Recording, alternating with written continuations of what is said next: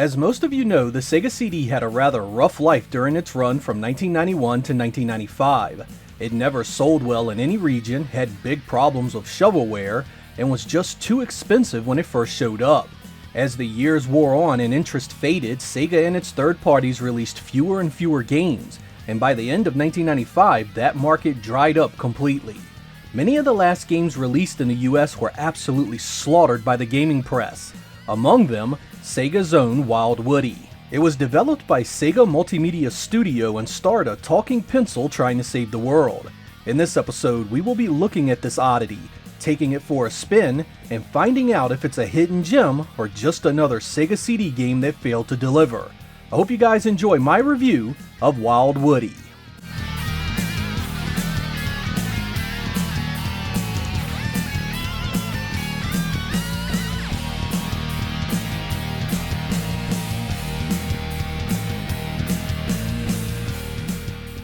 Before we go any further, let's address the elephant in the room. Despite its kids' rating, there's a ton of sexually suggestive themes in Wild Woody. First, Woody straight up looks like a dick. His pink eraser doesn't help the image any, nor does how he kills his enemies. He reminds me of one of those monkeys with his asshole hanging out in plain view. You may think I'm reading too much into that, but this one also has some surprising nudity, giving its rating for kids. Collect items in a certain order on a certain stage, and you can sketch a fully topless mermaid. No joke, man, bare naked jiggly boobs. Had this game been released today with such a code for kids, the internet would have been up in arms. Bottom line, I can't really say you want your younger kids messing with this one. With that out the way, let's talk gameplay, or at least what the developers called gameplay. You are Wild Woody, a pencil brought to life to save the world from an ancient totem pole that is shattered into 6 distinct personalities. Low Man on the totem needs your help to capture his brothers, who have each created their own uniquely themed worlds. Each of these 5 worlds is broken up into 2 stages, a boss fight, and the potential for a bonus stage. From there, Wild Woody is a traditional action platformer. You get stages loaded with enemies that must be erased by jumping on top of them or by using your sketchpad power-ups. These range in usefulness from items to help you negotiate the stages better to attacks that can actually take out enemies. Every time you sketch something though, Woody gets shorter and smaller. Spread throughout the stages are all kinds of items that can be useful. There's the previously mentioned sketchpad, a pencil power-up that makes Woody grow back to his original size, life replenishment, and extra lives. There are also puzzle pieces that you can collect to access the bonus stages. In the first stage of each world, 8 puzzle pieces are strewn throughout that you can find. Collect them all and you get a bonus maze that uses a pseudo 3D perspective where you can collect extra lives and sketches. Woody can also interact with the world around him in different ways. Some walls and floors can be erased to gain access to new parts of a level. There are also boxes where you can erase their tops to reveal items and teleportation points. Each world culminates in a boss encounter, usually some huge enemy that has a central weakness that must be exploited.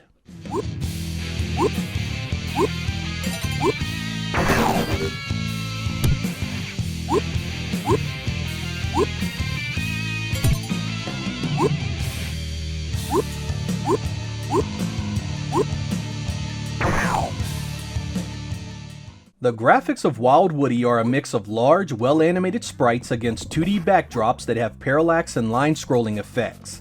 While that sounds like it's a good thing, the actual quality varies sprite to sprite and level to level. This creates sort of a mixed bag where sometimes this game ain't so bad looking at all, to times where it's actually quite ugly. Woody himself is mostly animated fairly well and has a number of standing, jumping, and erasing frames that look nice. Many of the enemies are animated really nice as well. From their attacks to just the way they roam around, I found a lot of appeal in them. Some of the stages have some really nice scrolling effects too. The opening sea battle is especially nice looking. Ships in the background shoot cannonballs at you, while the sea moves by with an impressive level of depth. Boss battles also have some appeal thanks to their size and detail. But things get kind of funky the more you play. Some stages begin to look really plain looking and drop the backgrounds down to just a simple layer with very little in the way of impressive detail. The overall presentation gets marred further by some nasty dithering that just crushes some areas. In fact, the entire second half of the game suffers from limited color use in general. What starts out as colorful ends up with worlds that are two-toned with blacks and grays. It leaves Wild Woody coming off as a game that perhaps started ambitiously, but due to time and circumstance ended up much less impressive than it was intended to be. In fact, I get a sense this was the story of every facet of this game's development.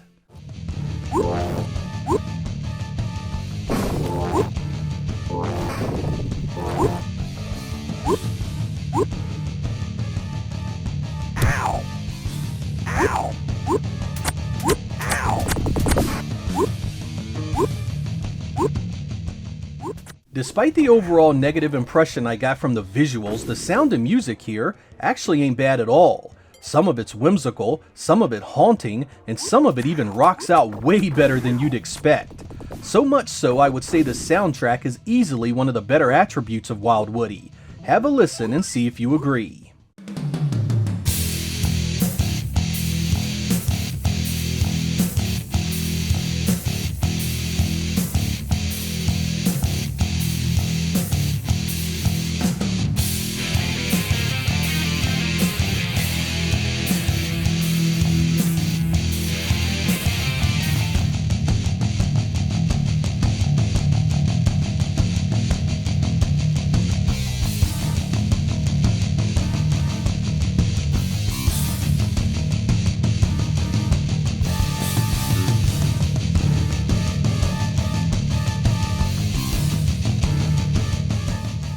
You may be thinking to yourself, is Sega Lord trying to give Wild Woody a not-so-bad review here? Is he trying to focus on the positive points and give the game a fair shake?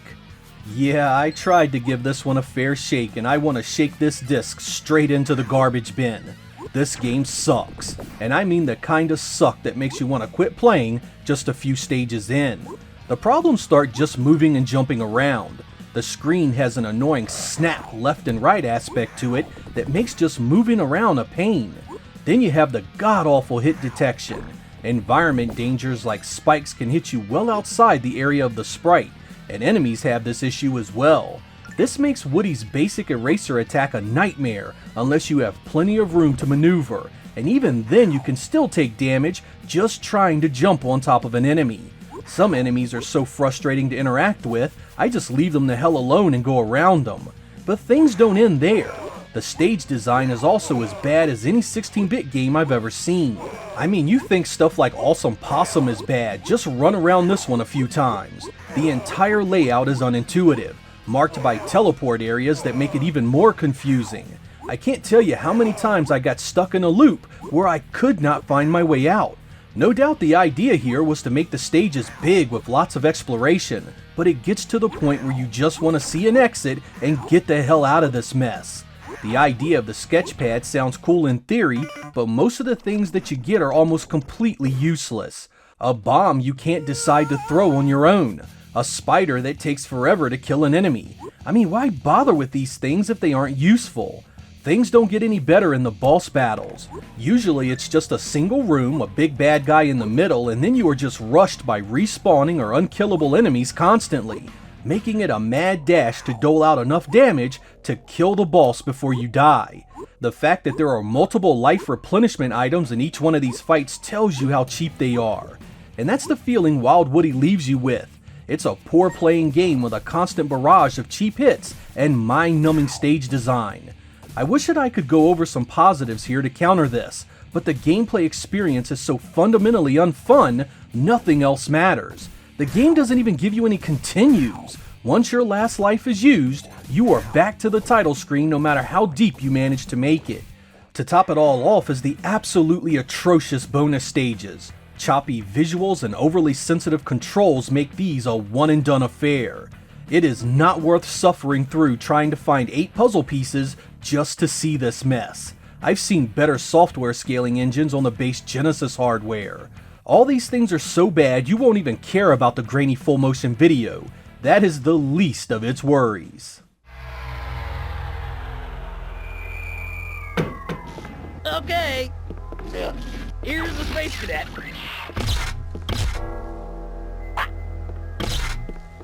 Come on, are we finished yet? One more job.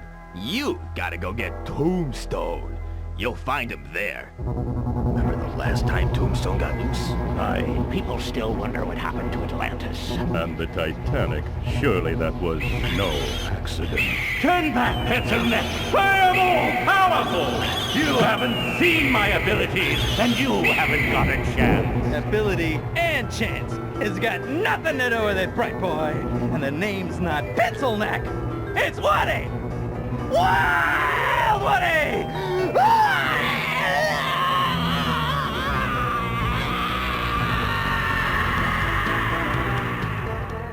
Good night, is Wild Woody a bad game? I remember when it came out in late 1995, one of the very last Sega CD games to hit the North American market. I saw it was done by Sega and had some hope that they had saved the best for last. No such luck on this one. Despite the strong soundtrack and visuals that can be appealing at times, the utter and complete breakdown in gameplay and stage design completely hobbles the fun factor in every conceivable way. The snapping of the screen, the poor hit detection, the stage layouts, I mean, it's almost as if the game was wrapped up in its pre-alpha state to kick it out the door while the Sega CD still had some life left in it. As the story goes, this one was released to some pretty terrible sales numbers, resulting in it being discounted heavily fairly quickly, only receiving a tiny print run and never seeing the light of day in Japan or Europe. This is perhaps why the game sells for its astonishingly high asking price on places like eBay.